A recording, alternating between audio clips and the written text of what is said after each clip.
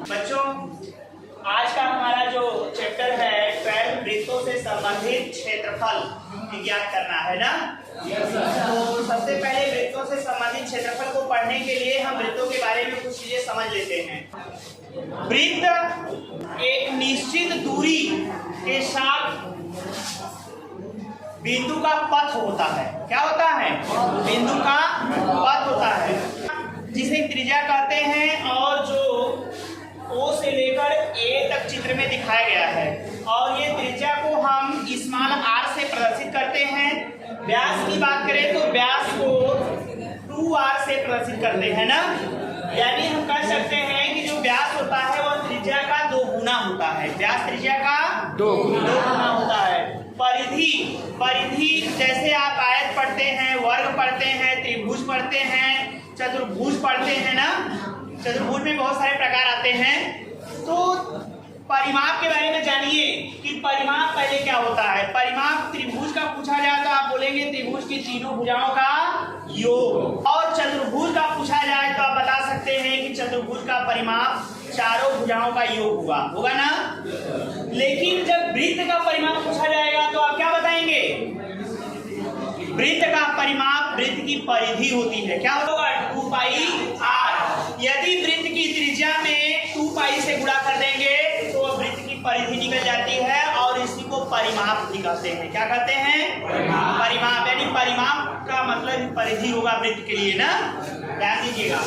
और वृत्त जान लिया आप लोग। परिमाप हो गया। क्षेत्रफल, वृत्त का क्षेत्रफल क्या होता है? वृत्त का क्षेत्रफल πr²। यानी त्रिज्या का अगर वर्ग कर दें और उसमें पाई का गुणा कर दें तो वृत्त का क्या निकल जाता है? क्षेत्रफल। आप देख सकते हैं वृत्त का क्षेत्रफल πr²। पाई गुणे त्रिज्या का स्क्वायर। बात समझ में आ रही है ना? चलिए, और पाई का मान जब कहा जाएगा क्वेश्चन में तब आपको यूज करना है, अन्यथा की स्थिति में पाई का मान 22/7 ही रखना है ना।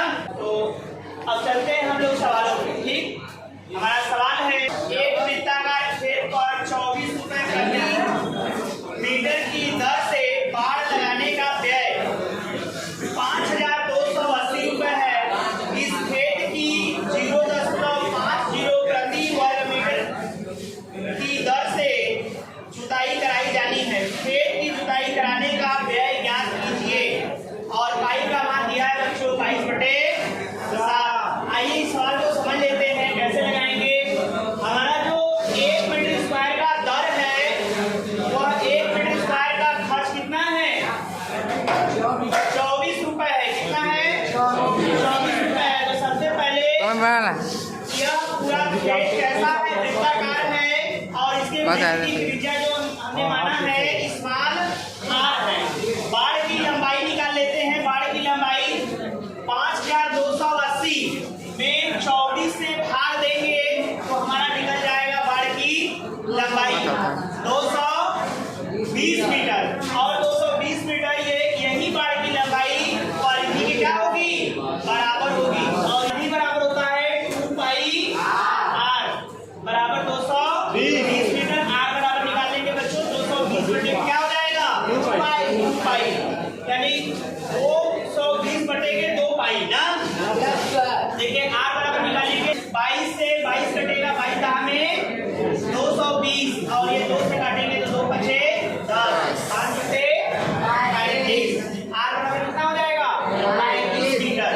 वृत्त का क्षेत्रफल, वृत्त का क्षेत्रफल πr²। क्या होता है? πr²। पाई का मान रख देंगे 22/7। ये क्वेश्चन में दिया हुआ है 22/7 गुणे r का स्क्वायर मतलब 35 का स्क्वायर। ये हल कर देंगे 22/7 गुणे 35 गुणे 35, 7 बचे 35, 5 बार में कट गया और ये 22 गुणे 5 गुणे 35 को गुणा कर देंगे तो आ जाएगा 3850। और हम जानते हैं कि 1 मीटर स्क्वायर का खर्च है 0.5। तो जुताई कराने का खर्च, खेत की जुताई कराने का 1 मीटर स्क्वायर का खर्च 0.5 रुपए है।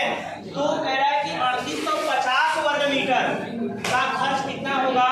इसमें गुणा कर देंगे तो आपका उत्तर आ जाएगा 1925 रुपए। समझ में?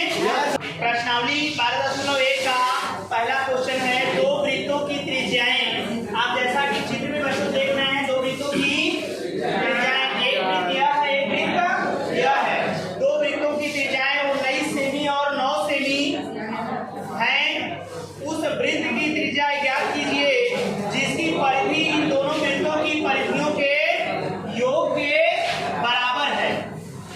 कह रहे हैं कि ये दोनों वृत्त दिए गए हैं जिनकी त्रिज्याएं आपको पता है। तो हम मान लेते हैं यहाँ पर कि माना वृत्त की